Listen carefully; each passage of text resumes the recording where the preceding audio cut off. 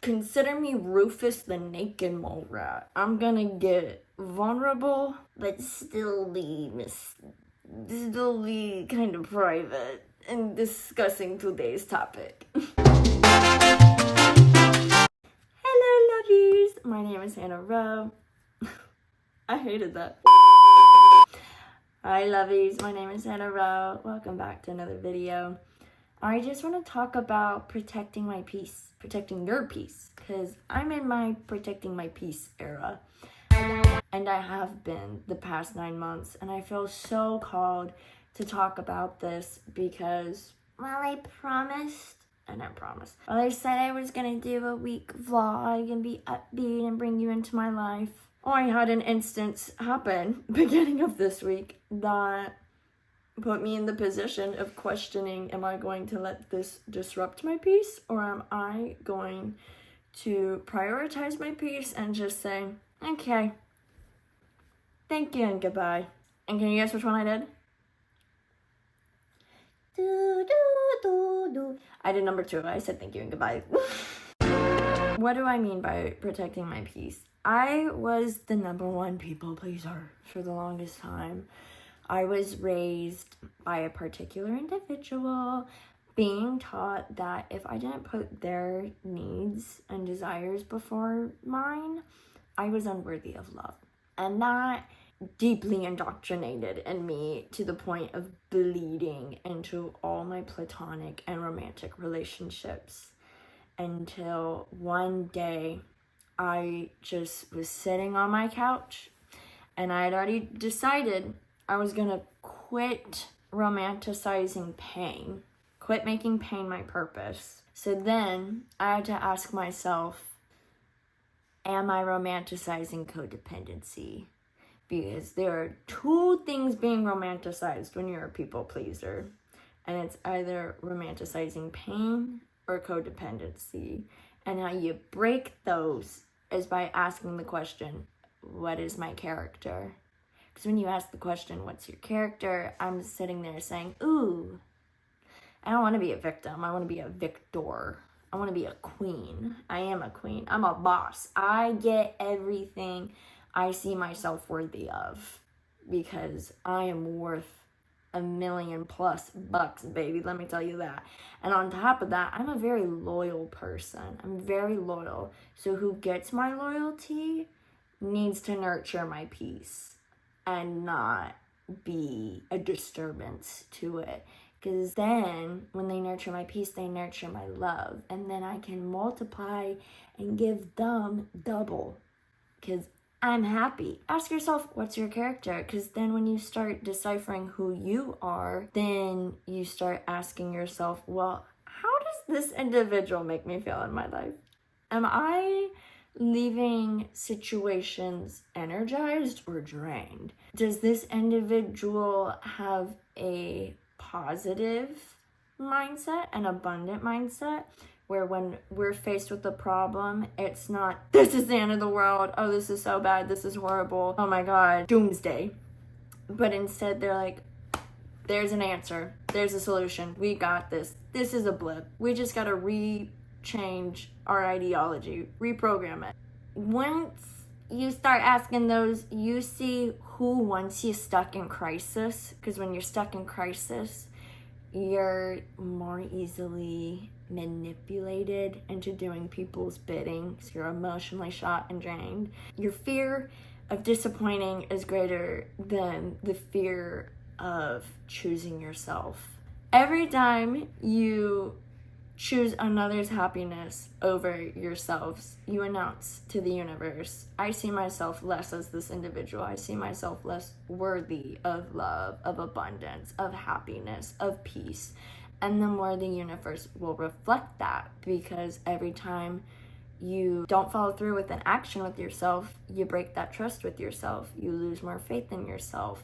Every time you put another before you, you teach yourself that you're only worth something when you're doing other people's bidding, and then you're teaching others how to manipulate you into doing their bidding. And so it's a lose-lose. Because ultimately being a people pleaser will not make you thrive but do quite the opposite. You'll decline really, really quick. So mastering discernment. If an individual doesn't make you feel ignited, loved, energized, at peace, then that individual is not in alignment with you. That individual is going to just chip away your energy, and your energy is worth everything, because your energy is what's determining your reality. Your mindset determines the physicality. So you say no more to other people, and that people pleaser. Who cares if Bobby gets mad that I don't go out with her to the bars this weekend? I want to take a bubble bath. I'm living my life for me, not Bobby. For all I know, Bobby's the most insecure girl on the block. I'm just going to go out and be her babysitter. That's not fun. Am I getting paid? No. Is my job a caregiver in this life? No. So I'm going to prioritize me. Prioritize? My name is Bella Thorne, and this is the story of the time I found out I have dyslexia. I'm going to prioritize me, not Bobby. And how Bobby reacts to you saying no and distancing and building time for yourself, or not, another thing, automatically responding, because you don't always owe everyone a direct explanation and answer. How Bobby reacts will show you if Bobby prioritizes your peace or is a nurturer and advocate to your peace. Because those that get mad when you start to say, hey, I think I'm just gonna stay in tonight, or they weaponize that of, well, you've been saying you want to stay in more. Those individuals benefit when you don't put yourself first, because they know how to manipulate you, and they no longer can when you're saying no. I feel this way, I think this way, I'm going to do this way. Makes a lot of people mad, and you lose a lot of people, but guess what? You don't want them. You don't want to be friends with people that are draining your energy. You don't want to be friends with people that can easily gossip about you or talk ill about you to their friends, or people whom you introduce to them. That's not your friend. If they can find anything ill to say to someone you introduce to them, a stranger, that's not your friend, babe. That's not your friend. If a parent, coworker, boss, teacher disrespects you, you don't owe them respect. You confront them. Hey, what you did was disrespectful. And if they continue to respect you, you open your notes app and you log date, time, location, and instance. How did they disrespect you? Log every detail, because HR or the legal law authorities might have to get involved in order to protect your peace. And you gotta have evidence in this day and age, which is so freaking sad. But you log that, because your peace is worth everything. Speaking from personal experience here, do not let anyone disrespect you, okay? The more you advocate for yourself, the more you stand up for yourself, the more scared people are to mess with you and disrespect you. They ain't gonna wanna raise hell, because you will raise hell if someone disrespects you. I beg of you, collect photographic evidence, take screenshots, take voice recordings, log in your notes app, date, time, location, and detailed instance, like any and all details you can remember, and save that, because sometimes if you don't, it might cost you your life. Not protecting your peace can cost you your life. And if an individual cannot celebrate your accomplishments or healing, then that individual will never benefit you in any way. They only benefit from you when you're not actively choosing to put yourself first and following your dreams or pursuing a journey of healing. So, how do you start choosing yourself more?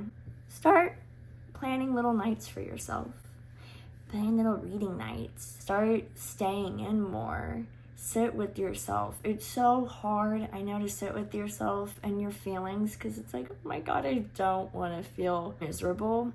But remind yourself, every tear you cry out, you purge the energy of. You don't have to cry. You won't be crying every day. Okay? You won't. Don't bottle up emotions. Let them out. And that brings me to the final thing on discourse. And this is where my 2 cents is not always popular in the public opinion. But consider yourself today 2 cents richer, which is when you're mastering your discernment, ask yourself, is confrontation with this individual really worth it? Because not everyone is owed or due a final goodbye talk. Okay? When the house screams get out, you get out. If someone stabs you, you don't go, oh my God, why? No! You run. You gotta take people for their actions, not their words. And if you know an individual will be defensive or choose to pick a fight over you just simply saying, hey, you saying or doing this made me feel this way, ghost them. That's where my 2 cents is not popular. Ghost them. Protect your peace. There's been so many situations in the past when I just ghosted people, and I sit here today and I don't feel guilt about it because I respect the frick out of people that ghost. And let me tell you why. You're like, what? I want to be told what I did wrong. No, you don't. You will get so defensive. You will get so defensive. You'll be like, well, yeah, you made me. What? And no individual is truly prepared for confrontation, but individuals whom handle confrontation well are individuals whom are secure in who they are. Therefore, do not deem insecure individuals valuable or worthy to you. Confrontation should only be on the table when you deem an individual valuable and you want to continue pursuing that relationship. Otherwise, just know people are lessons, and sometimes someone's just supposed to come in and show you a really cool song that becomes your favorite song, and others are meant to teach you really deep, gnarly soul lessons that call you home to choosing yourself.